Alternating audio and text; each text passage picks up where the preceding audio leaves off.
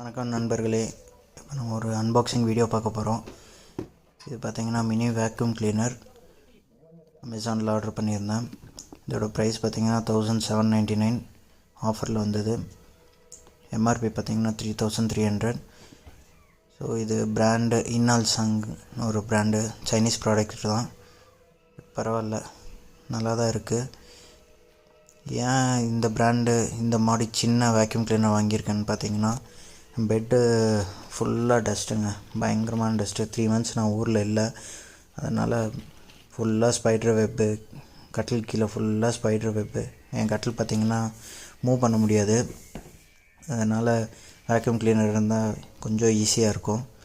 இது மாதிரி என் பாப்பாவையும் கூப்பிட்டு வர போகிறோம் எங்கள் ஊருக்கு. ஸோ அதுக்கு முன்னாடி வீடெல்லாம் ஃபுல்லாக